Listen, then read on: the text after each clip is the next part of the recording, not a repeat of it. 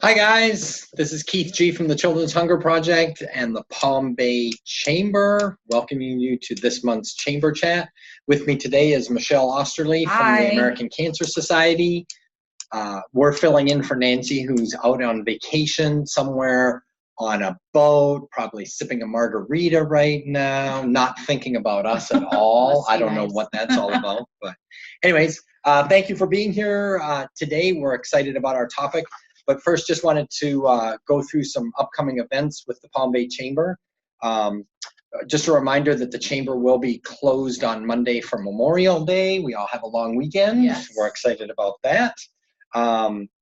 On Tuesday, the 28th, is the Brevard Business Professionals with Deidre Beecham from Bold Breakthroughs Video.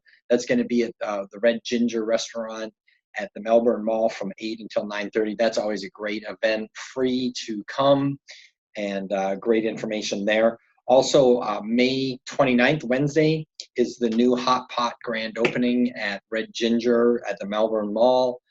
Very excited about that. I'm going to be there because there's food involved, so that's how you get me to an event. Also, there's a great event coming up on Wednesday, June 5th at Club 52. It is a joint networking event for the Melbourne Chamber, Cocoa Beach Chamber, and Palm Bay Chamber. It's at Club 52 at the Melbourne Greyhound Park. It's going to be a great event. There'll be probably throngs of people there since all three chambers are promoting it. So looking forward to that. Also, our Disaster Recovery Preparedness Expo is coming up on Thursday, June 18th. That's at Eastern Florida State College from 9 to noon. Don't miss that as we enter into hurricane season. The media and advertising auction is coming up. That's always a really popular event. You can get media exposure for pennies on the dollar. That's Wednesday, September 18th. We're still locking in a location for that, so stay tuned to the Palm Bay Chamber website for more information on that. And then, of course, our Space Coast Symposium is coming up on Friday, October 18th from 8 to noon. That is always an amazing event. It truly is amazing how many great quality speakers they get for that. And Nancy and her team does a great job putting that together. Of course, we're still promoting our Palm Bay Chamber bags. If you don't have one, you need to get one. And if you have one, you need to take a picture in some exotic land with your Palm Bay Chamber bag and put it on Facebook and let us know where the Palm Bay Chamber is being seen all around the world. So, so let's dig in.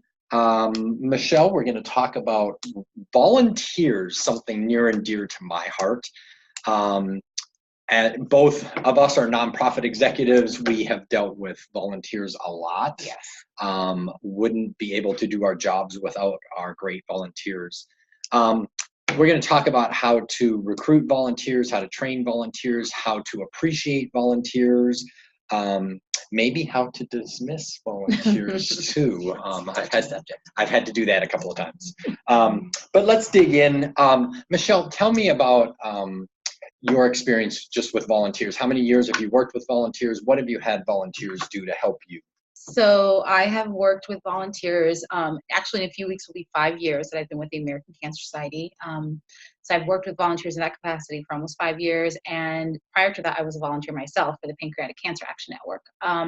So my volunteers, I manage the Making Strides Against Breast Cancer Walk. So I have volunteers who fundraise for me. I have volunteers who help actually plan the event, down to every little detail, you know, what entertainment we're going to have, what sponsors we're going to recruit, what, you know, how even the tents are going to be set up that day of the walk, what route we're going to use. That's all volunteer driven. They also help me to recruit sponsors and recruit even more volunteers and spread the word. And so that's in my role, that's how I essentially use my volunteers. Awesome. And you know, you mentioned something. You started out as a volunteer. Yes. Now you work with volunteers on a daily basis. I'm the same way. I still volunteer. I sit on several board of directors. I volunteer for several organizations. And I think it's just a great way to live life. It's rewarding. Like, yeah, just to be able to give back. I have heard, I don't know the actual study, but I have heard by several people that studies show people who volunteer are happier people. And they live longer, right? Yes. Please tell me that. Okay. So, so volunteering, you know, we were talking earlier, right before we went live, and this is a topic that may be very specific to the nonprofit world, but it has an impact, even if you have a for-profit company. I know with my company, the Children's Hunger Project, we use volunteers all the time, and companies will bring their teams in to do a food packing, and it's a team building exercise. They get to know each other better, they have a good time, and they're getting to interact with each other outside of the regular office hours and outside of the regular office environment. And so it can really have an impact on your business. The other thing I like is, like, if you sit on the Palm Bay Chamber Board of Directors, your company is going to get great exposure because of your volunteer service to the chamber. So there's a give and get there that Definitely. that businesses can benefit from. And your employees will appreciate knowing that you care about the community and seeing what causes you're invested in as an employer, and also listening to your employees and investing in the causes that they care about too. Yeah, that's a great one. I know some companies actually have like committees of employees that work to go out and find new nonprofits and get to know what their missions are, how they do their work, and then they actually vote on what organizations the company is going to support with donations and with volunteers. So Michelle, I'm starting a new nonprofit and I need some volunteers. Where should I start? Social media. Of Definitely. course. Yes. Social media is the way to go, and even like volunteer match. I think, and I think those are two of the main ways to find people is, and whereas social media, I say, whether it's Facebook, Instagram, LinkedIn, any of those ways help you. And then volunteer match. I mean, I don't know about you, but I have found several volunteers who they have specifically found me through my volunteer match posting, because that's where they go when they want to be able to volunteer. Yeah. And I like volunteer match because you can get very specific about what you're looking for. I need somebody with accounting skills. Yes. I need somebody with QuickBooks experience, or I need someone who, can work out in the elements and, help me set up events. So you can be very specific about what you're looking for. And volunteers find you through that, which is awesome. So now I have a few volunteers. Do I need to train them? What do I need to teach them? They definitely need to be trained. I would begin with the mission of your organization. They need to be able to know your mission and understand your mission, because there's no way they're going to be able to. One, they need to be more invested, so they have to know your mission. And two, they need to be able to talk about your organization to everyone else when they're trying to recruit volunteers or donors or whatever have you. And once they're educated on your mission, it all depends on the volunteers and your needs, but like for me, I have volunteers that make asks to sponsors. So I need to train them on how to approach people and how that conversation looks. And so that may have to, we'll brainstorm with sponsors, but then we role play and what would you do? And that person immediately tells you no, then what's your next step? And so a lot of times it depends on the specific role that the volunteers have, how you're going to train them, but they definitely need to be trained so that they're comfortable in what they're doing. Yeah. And I think it's really important for me, like when I volunteer, I want to feel like I'm making a difference. Like, don't put me in a room and make me shred paper for 4 hours, because that's not fun. No, that's great for some people, but not for me. I like to get out and interact with people. And you mentioned like fundraising, so that is a great way to engage volunteers. But like Michelle said, you need to make sure that those volunteers have the information that they need. So if I'm going to go out and raise money for your organization, maybe that donor is going to ask me, well, why? Hey, like, what do you do? Tell me about the mission, and tell me about how it impacts families or something. And I need to be ready for that. So that training has to be very specific. If you're volunteering to work a golf tournament or something, maybe that's a little different. Maybe you just need to know how to handle the registration for that. I actually volunteered at a golf tournament, and I don't golf, and so I was lost. What is a mulligan? What's happening? I knew that. But I was like, what? I'm not quite sure, so it's little things like that you may assume people know and they don't. Yeah. And I think it's just important for me, again, when I volunteer, I want to know that I'm going to be able to make a difference to your organization. Empowering them is very important. That's why I'm here. I'm giving my time so that I can make a difference. So you need to set me up so that I can feel empowered. That's a great word. I love that. And that I can make a difference. So, you know, if I am working a golf tournament, there's certain specific things I need to know. If I'm going to go meet a donor for lunch and ask them for money, there's a lot of things that I probably need to know before I get into that.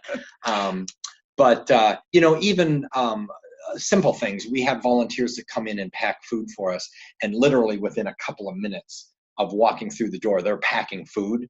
But there is a training that we have to teach them how to do certain things. So trainings can be very long and extensive, or they can be very short and sweet depending on the task that you're asking them to do. Me, I have a check-in process when people come to the walk to check in. So all those volunteers need to be trained on how that works, that's a little bit longer process versus going over. The volunteers are going to lay out the route and put track markers along the route. They just really need to know the route. Yeah. Where to put the signs. Yeah. So it depends on what the volunteer assignment is. Yeah. So we talked about a little bit about how to find volunteers, probably on social media. You know, the other thing that I wanted to share with that is, as a volunteer, I'm a prime candidate to recruit my friends to be volunteers too. I'm passionate about your organization and your mission. I probably have already talked to my friends about that. So you can always talk to your volunteers. Let them know you need more help. You know, boy, we could use another 5 people. They probably know somebody. Bring a friend. You have no clue who. And another good place to go to is schools. It's great. Yeah. You know, and not just colleges, high schools. Like those high school students, besides the fact that they need the volunteer hours for Bright Futures, you will be surprised how many of them will come to one event and feel so empowered and so excited about this cause that they now want to continue to volunteer, which they would have never known anything about it because they're teenagers and they. Yeah. And we've talked about millennials on these chamber chats before. I think volunteering looks different in a millennial's mind than maybe the older generation. If I'm 50, 60, 70 years old, volunteering, I think, looked very regulated. Like, I come to the soup pantry every week on Tuesday, I serve lunch, I clean up, and then I go home. But that's what I do every Tuesday. Exactly. And in the millennials' mind, I don't think it works like that. Like, that wouldn't work for most millennials. They want more flexibility. I think they want, it maybe, I don't want to say it's not hands-on, but it's just, I don't get the feeling that they need that hand-holding. That hand-holding, exactly. Yeah. Like, they really want to take ownership, take your and take your mission and kind of do things with it rather than just one specific thing every Tuesday. Exactly, for sure. So I would not discount millennials at all from the volunteer pool. I would actually encourage them. Michelle started talking about social media, right? Like, how many, I think every millennial is born being a social media expert, just like genetically it's geared into them. So if you need help with, like, maybe your company or your organization doesn't have great social media presence, get a millennial volunteer in to help. And that goes back to the whole time management thing, because especially nowadays with social media, you can schedule your posts out. So it can be 1, 2 o'clock in the morning and they're creating all the posts for you and scheduling them so that they come out in, you know, during normal business hours. Yes, exactly. Yeah, they can do all that work on a Friday and have the posts land for the next week. Yes. Yeah, so awesome. Let's talk about, we talked a little bit about training, but I'd like to talk more about, like, managing volunteers. So I'm not paying you to work. So why should I work for you? Yeah, why are you going to show up and do these crazy things I'm going to ask you to do? Wow. So in my experience, once they have the connection, when, you know, they're there for a reason. Some are there, you know, solely for, you know, I just need the hours, or I just want to put it on my resume, you know, but the majority of them are there because they care about the cause. And I think once they're there, like I said earlier, empowering them and having open lines of communication with them, if they are feeling good about what they're doing, then chances are they're going to want to come back. And if they feel that you're working well together and that they know what to expect of you and they know what you expect of them, then it makes it easier to manage them. I also think being very optimistic and positive, you know, not to the point that you're ignoring anything that needs to be addressed, but if you're always coming into everything negative, then why would they even want to work with you. So I think that takes a huge role in managing volunteers also. Yeah, and I think Michelle started talking, when we started talking about training, you started talking about, talk to them about your mission. I think that's a great way to engage them and get them interested in coming back to your organization. Tell them stories about the families that you touched, or the cat and dog program that you have at your office, or whatever your mission is. That tie to the mission will, more than anything, keep them coming back. Exactly. If they're not tied to that mission, there's no amount of paper that you could have me shred that would make me excited. But being tied to the mission is really important. So how about, let's just talk about a little bit about communication with volunteers. So how do you find it's best to communicate with volunteers? I find it's best to find out how they want to communicate. So I have ones who are old school email. I have ones who prefer Facebook Messenger. I have ones who text me. I'm not going to read my emails, text me. I will do like a whole email for everybody. And then I have the certain few that I'm like, make sure you check your email. I'll text them. Check your email. I just sent you something. Some like to talk on the phone, but that's more of the old school ones that like to talk on the phone. But I do feel that like they're volunteering for me, so I need to adjust to what they're used to. So if they want to be texted, then okay, I'm gonna text you. If they want to, read long emails, and I'm gonna send you an email. If they prefer to meet with me once a month in person, then we'll do that. So kind of working around what's gonna work best for them and finding out how they want to communicate. Yeah, and I think that's important in general. I think you need to meet volunteers at their level. So they need to do the jobs that they want to do.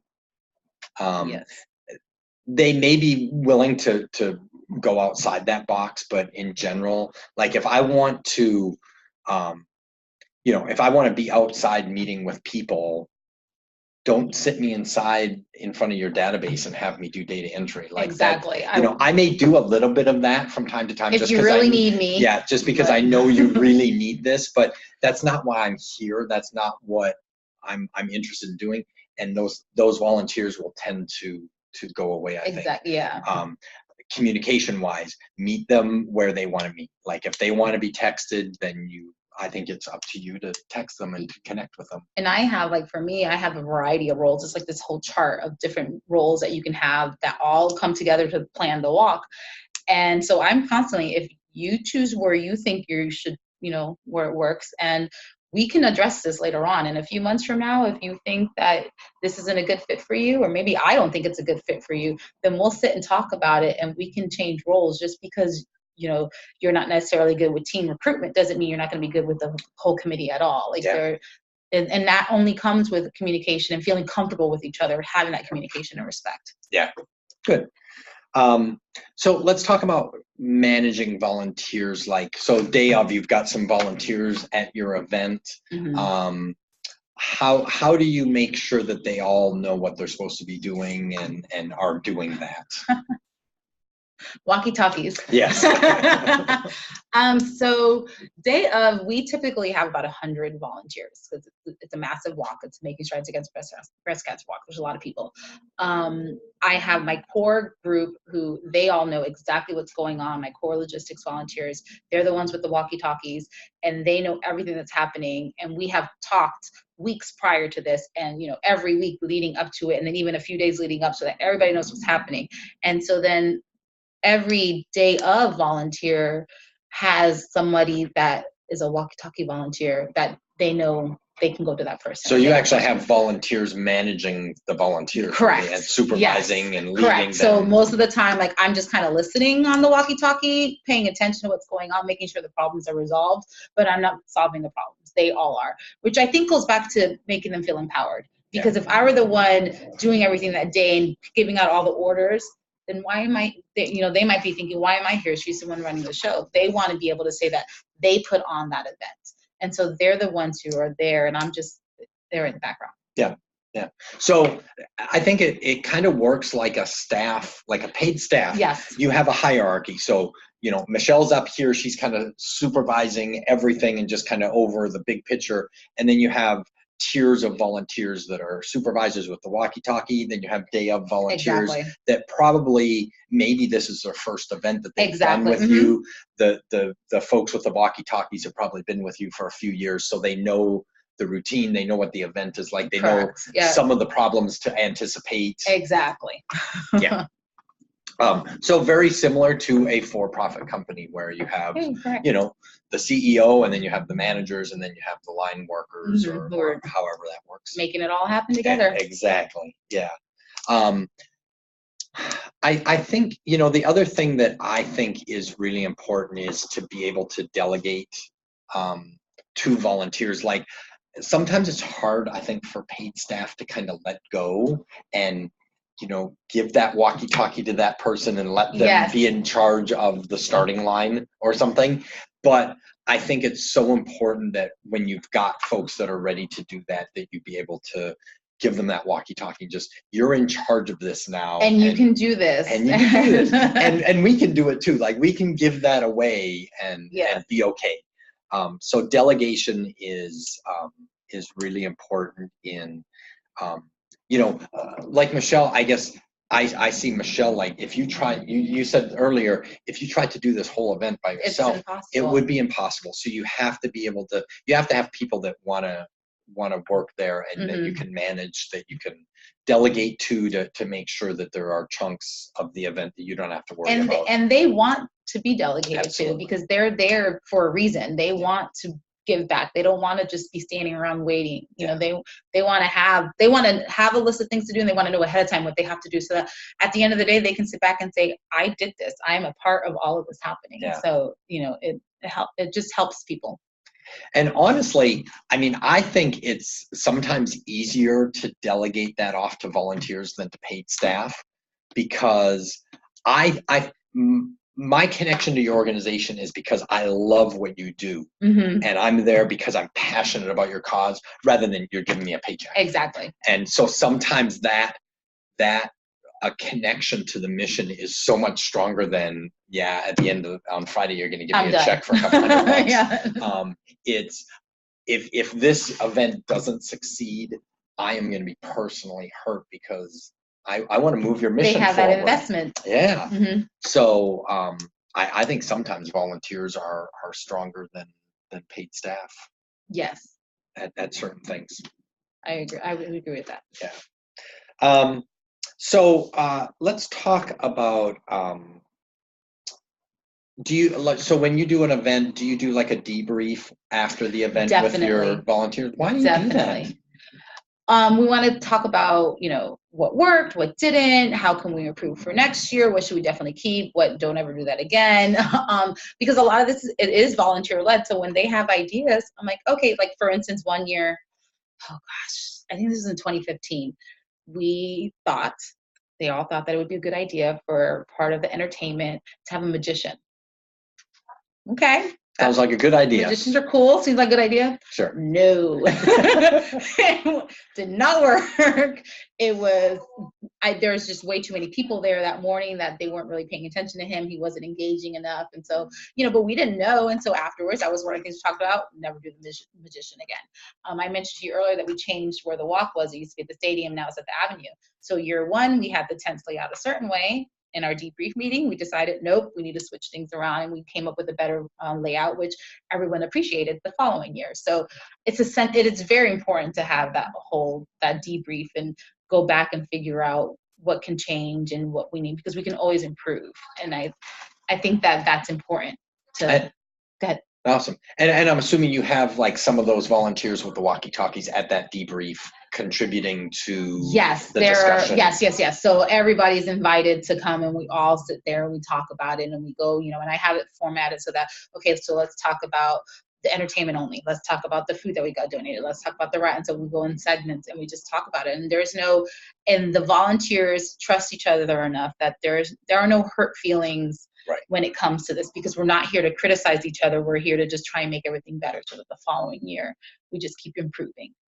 And from my experience, sometimes the volunteer perspective is so much better than the staff's perspective, because we get into our tunnel vision where we just see things from a certain perspective, and the volunteers just kind of sometimes they really open my eyes. Like I would never think of that, and yet, Yeah. you know, the volunteers brought up that idea. So I think it's good to have the volunteers be with you before the event, during the event, and then after the event, and then for the next event year. too. Yeah, exactly. Yeah. Don't leave me. We have to get our hooks in there and get them hooked so they never leave us, for sure.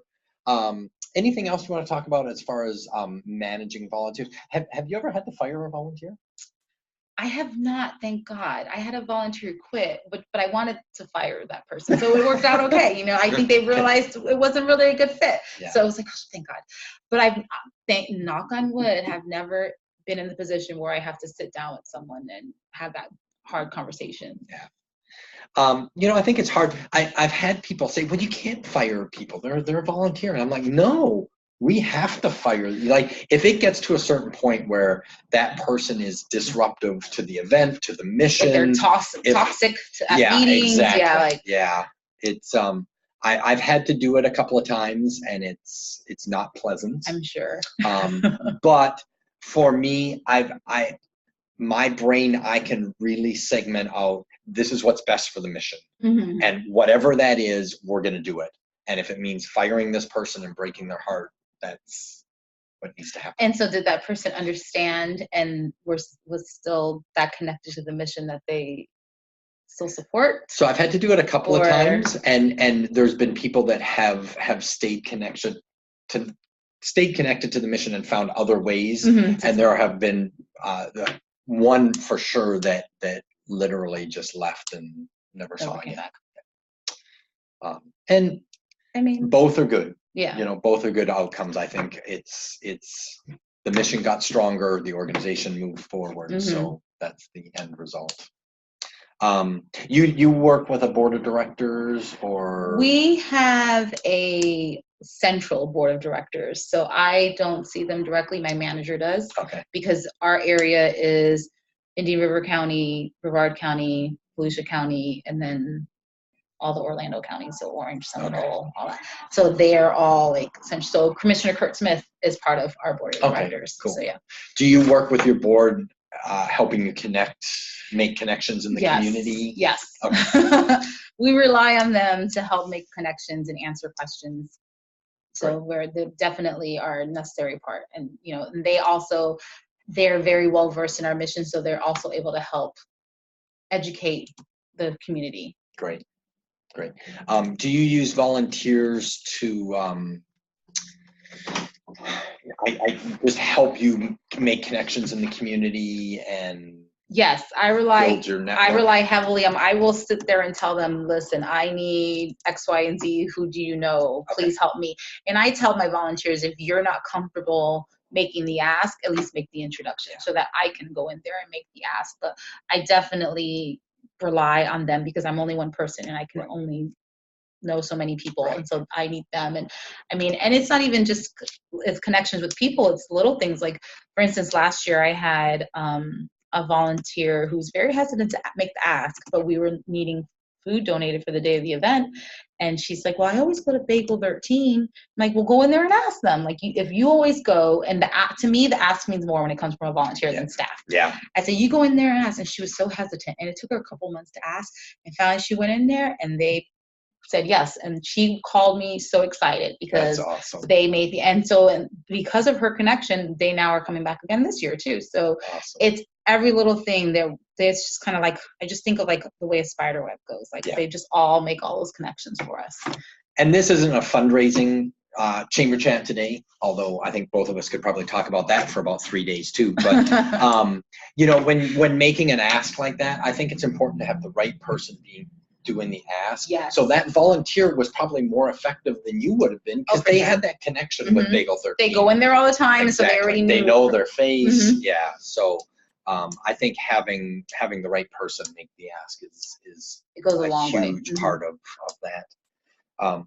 Great. Do you have like a formal evaluation process with your volunteers? Like after the event, do you go through and kind of figure out how the volunteers were effective?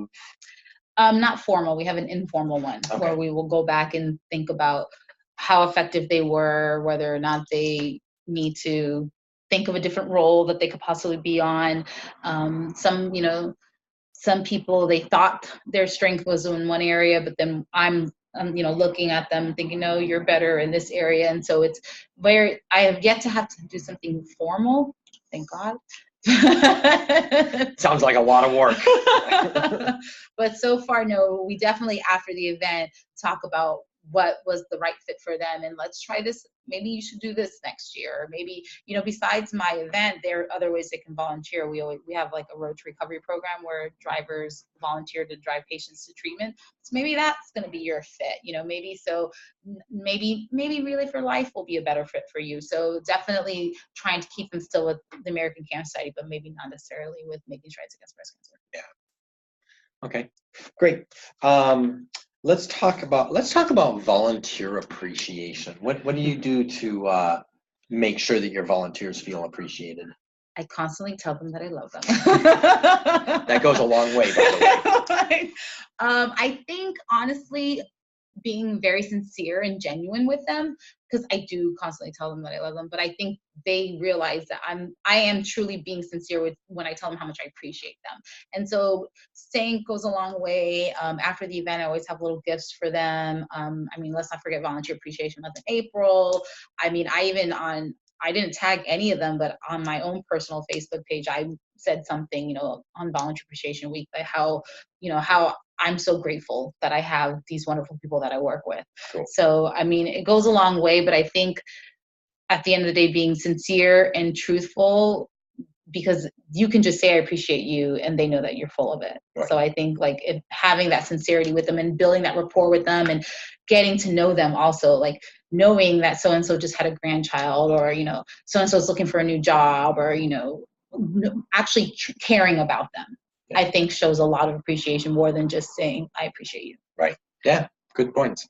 And I think coming from being a volunteer, it helps me understand maybe what the volunteers want as far as appreciation. And I know for sure that you can't lump every volunteer wants a certificate. Exactly, and that will make them feel appreciated. No, some really want that. Yeah, and some don't. Really want that, and some really don't want that. Like, save the cost of the paper and the ink.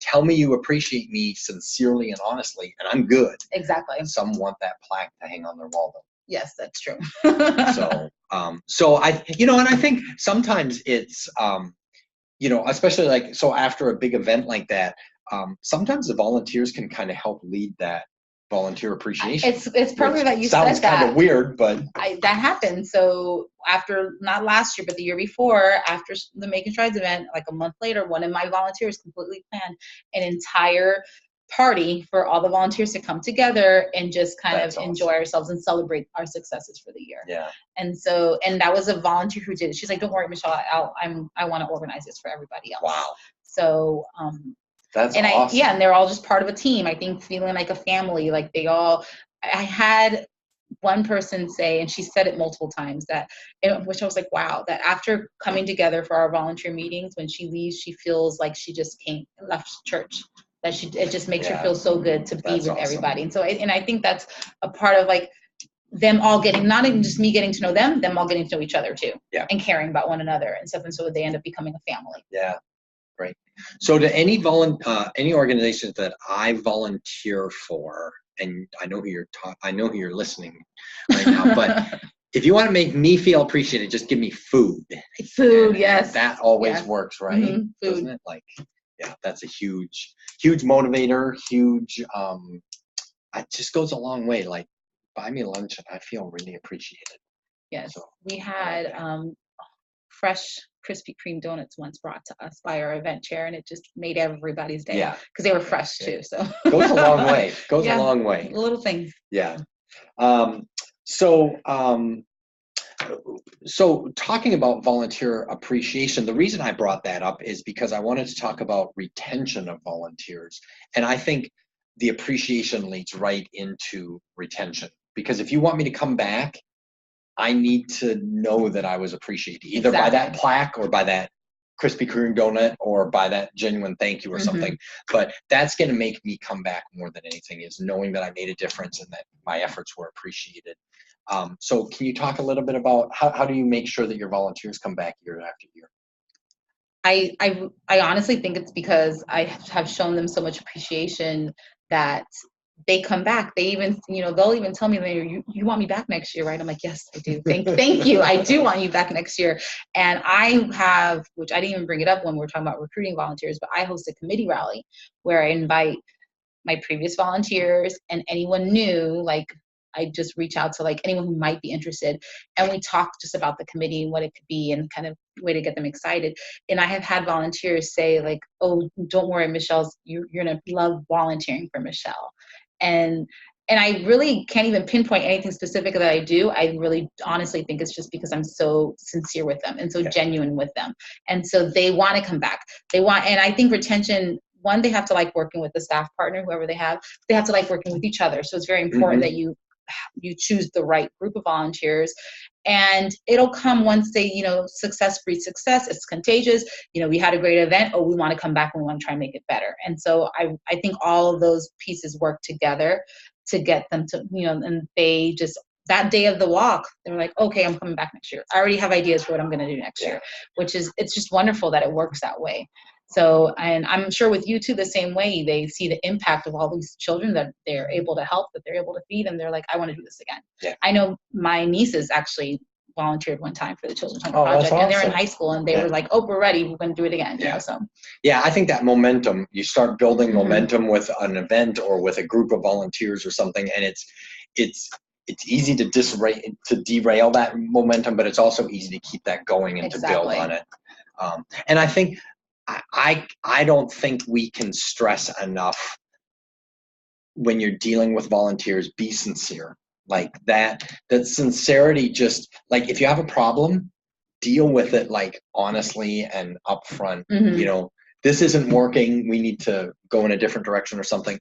But when you're saying thank you, to be sincere, like stop and look at the person in the face, like look at them in the eyes and just, Michelle, thank you so much. And then go to the next person. And sometimes just that little extra, it goes a long way. It goes a long way.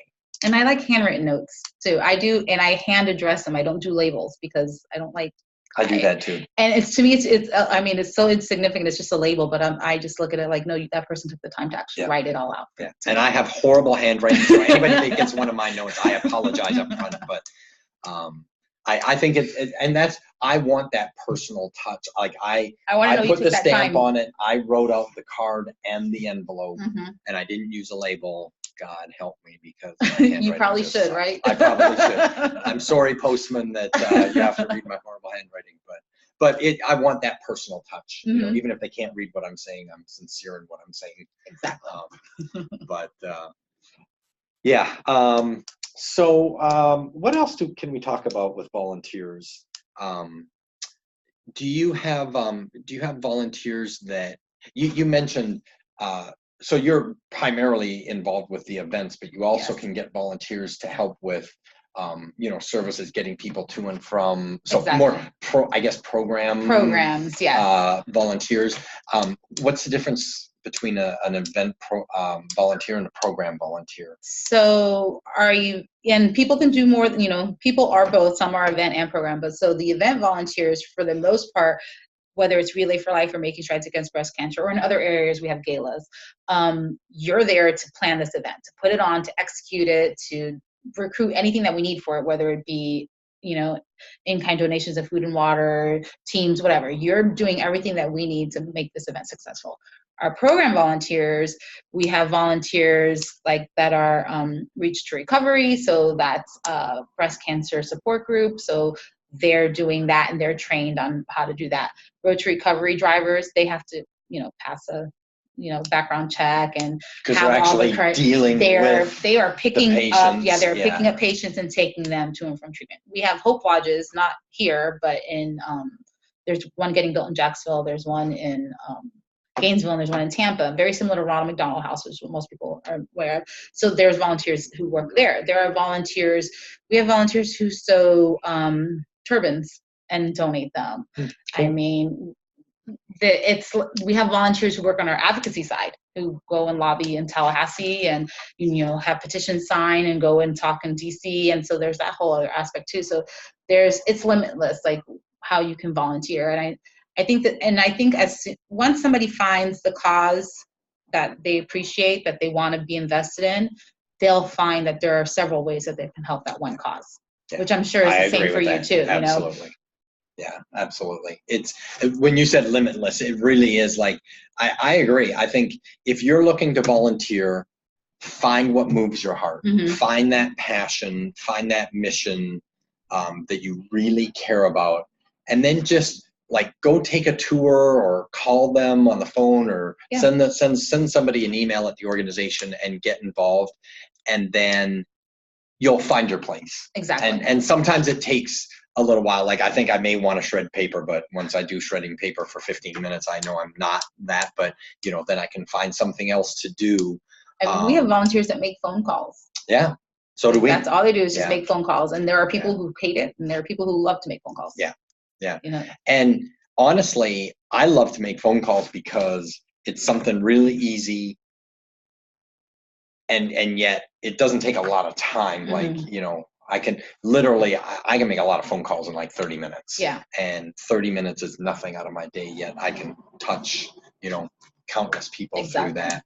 And I would say, if you're a company that's looking to get out in the community, volunteering is a great way to build visibility for your company and to bring your team together and build a better work environment for all of your people. Because they'll look forward to those events that they're going to end up doing, whether it's for you, me, Habitat for Humanity, whatever the cause may be. Like the employees will appreciate whatever it is that they're going to do, and the fact that their employer supports this. Yeah. And they'll probably work harder for the nonprofit organization than they do for you, but that's a whole other topic, I think. But I think it's something that, for me, like, I live a very blessed life. I have a good job, I have money, I have everything I really possibly need in life. It's time for me to give back, and so I do that through volunteering, and so I do it really because I kind of feel obligated to give back. But I can't do everything. I've picked 5 or 6 organizations that I really support, and I try to do as much as I can for each of the organizations. But there's like 2,400 nonprofits in Brevard County. It's insane. So you can't do everything, and so that's why I say find where your heart leads you, find that passion. Connect with a couple of organizations. There's probably a couple that are doing what you're passionate about. Find the one that you connect with, and then just get involved. And you'll be as happy as can be. You really, truly will be. There's some great organizations here. Keep Brevard Beautiful. They do the beach cleanups. Like that's something where on a Saturday morning, you can just go out for a couple of hours and you're picking up trash, but you're really like, some people want that hands-on, like be able to hold up that bag of garbage at the end of the day. I picked this up, and I think that's a great way, and that's something you can do one time. Yes. And you're done. And very little training. Here's a garbage bag, there's trash. Go pick it up. But you can do it one time and you feel good, but you made a difference. Yeah. Some of the other things that we've talked about with events and stuff, they really do take some experience and some knowledge to get through a golf tournament. Some even like I think about like Big Brothers Big Sisters, like that's time consuming, but it's so rewarding that it's not as like, oh, I have to go volunteer, I have to go check in on this kid, like it's something that you're going to end up looking forward to. It's not something that you have to do. It's something that you truly want to do, and you're going to make this connection. And you're only having an impact on one person, that little brother or that little sister, the person that you're mentoring, yet you could have life-changing impact on that person. Like, just like, how many times could somebody say, like, I literally changed somebody's life? You can do that through an organization like Big Brothers and Big Sisters. So that's huge too. Like, and that's, I think some of those are like once a month. I think so, yeah. at least that's what they recommend. Yeah. I know people do more than that, but 1 or 2 hours a month, take the kid to the zoo, take them to the beach, take them to Dairy Queen and have an ice cream cone with them and just sit and talk. And yet you're changing somebody's life. You're making your smallest little action is making the biggest impact on them. Yeah. And to me, that's what volunteering is all about, is making an impact, whether it's sitting on a board of directors where you can make a big impact on the board. Definitely. Or you could literally pick up garbage off the beach or mentor a kid and, really have impact on a few people, but it's still an impact because you don't know what that person that you impact is going to do later on in the future. Yeah. What kind of organizations did you volunteer for? So I mainly volunteer for the Pancreatic Cancer Action Network. Okay. So cancer is, Michelle has found her passion. It's cancer. I was a teacher actually for 14 years, so I consider that volunteering. Okay. Extra stuff that I did for them. So my father passed away from pancreatic cancer. Okay. So volunteering is what helped me mourn and help me grieve and help me get past it. So I think about how the different reasons people volunteer. There are people that volunteer for things, like because of me, like way like me, like it helped with that. There are people who volunteer, like I said, just for resume. I love anything having to do with children. So that's another thing you'll always catch me, and I can't necessarily always volunteer the time, but I volunteer, I will advertise as much as possible. I will donate any amount of money, well, not any amount of money because I'm not rich, but I'm always donating. I will, my children's books, my kids' clothes, all that. I'm always dropping it off. I don't want to do yard sale because I'd rather donate it to a charity and let them have it. I don't want the money for myself. So kids and cancer, I guess, but not together. Those are my. Well, and you mentioned, teachers.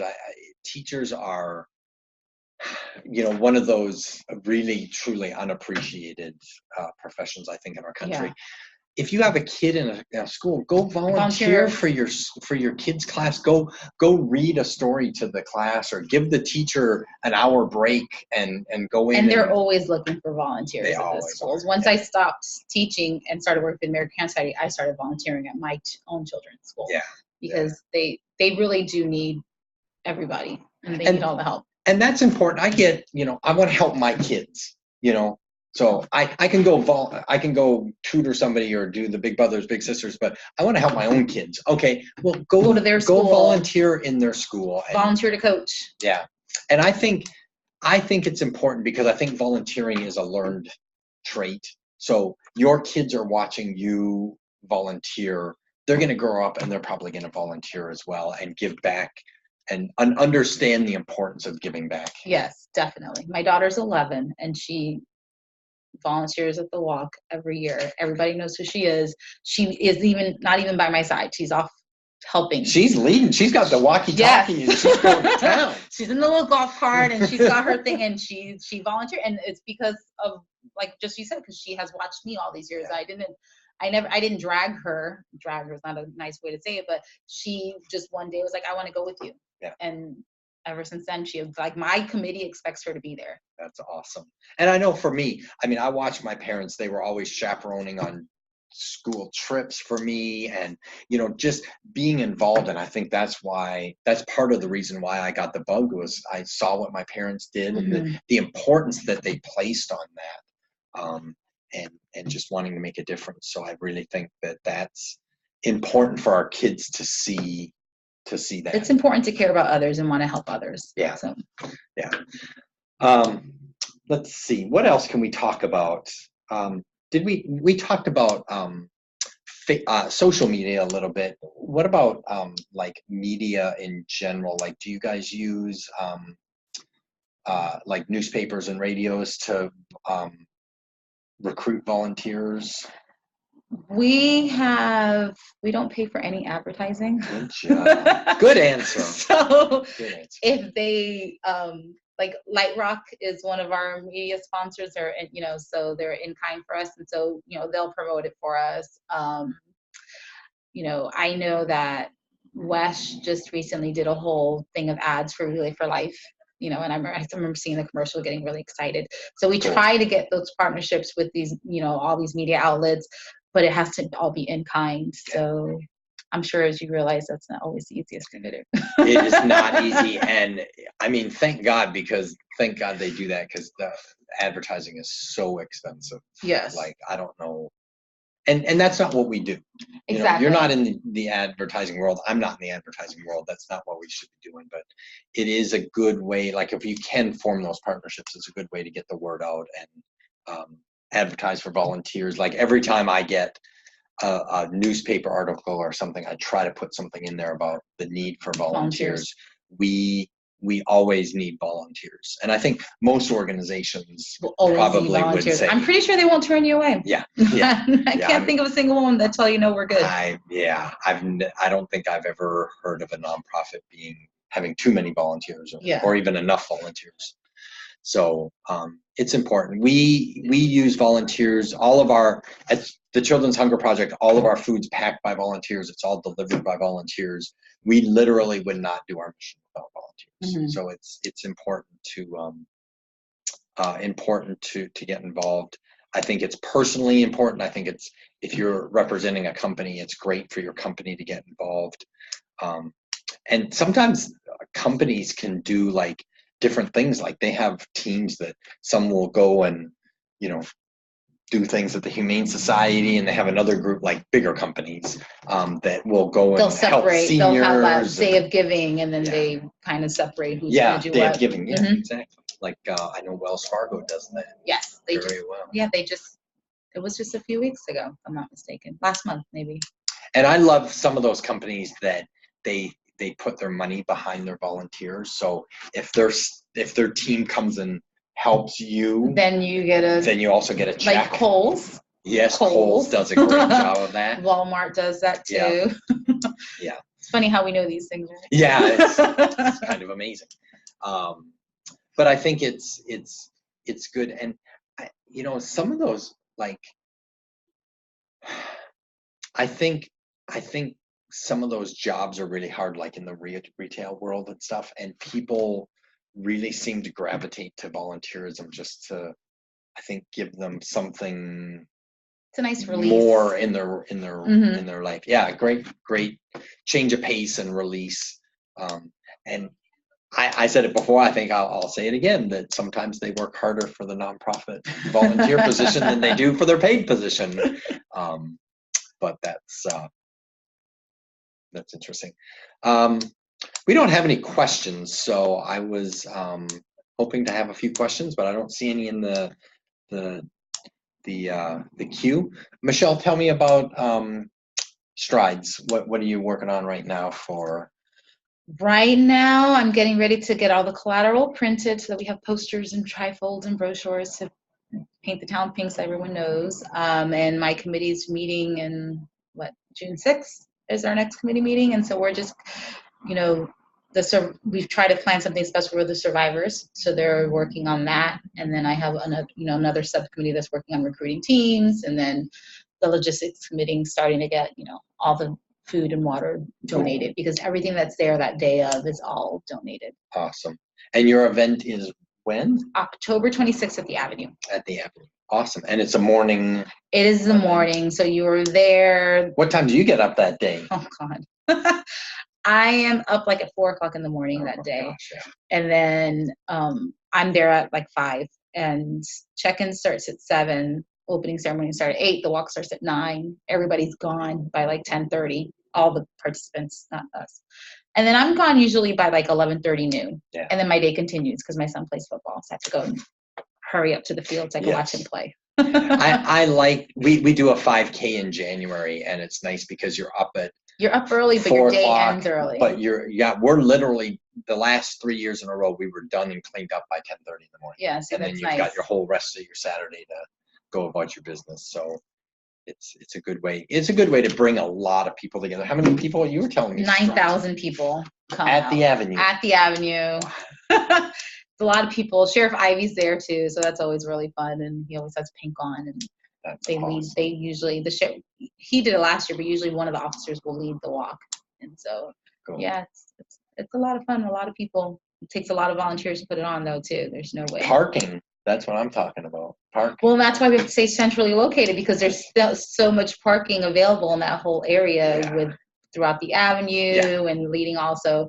I don't even know where else in Brevard would accommodate all that parking. Maybe one of the malls, but yeah, it's got to be like a shopping area or something. Or well, like you said, the stadium, but that kind of changed. Yeah, once they remodeled everything, so they built up too much. Yeah. So. Yeah, that's awesome, and I look forward to that. So again, I'm going to just remind everybody real quick that the Palm Bay Chamber office is closed on Monday for Memorial Day. Wish everybody a happy long weekend. If you're traveling, please travel safely. Our Brevard Business Professionals is coming up on Tuesday the 28th with Deidre Beecham from Bold Breakthroughs, and we have our Palm Bay Luncheon on June 5th. And that is featuring Dwayne Stevens from Public Supermarkets. So I'm looking forward to that as well. Again, that night is that Wednesday Friends Day joint networking event between the Palm Bay Chamber, Cocoa Beach Chamber, and Melbourne Chamber. It's at Club 52, so bring your poker chips and your game face. Also, just wanted to remind you of our media auction on September 18th. That's coming up. And our Space Coast Symposium on October 18th. Make sure those 2 dates are on your calendar and plan to attend. Those are both really great events. And thank you so much for joining us today. We appreciate it. Thank you, Michelle, for sitting in. Thank you for having me. Nancy, want to say hi to you. I'm sure you're out on the ocean somewhere enjoying a margarita, but we miss you here. And hope you remember us and come back soon. She'll be all tanned and ready to go. Yeah. So thank you so much for everything, guys. And we will see you next time.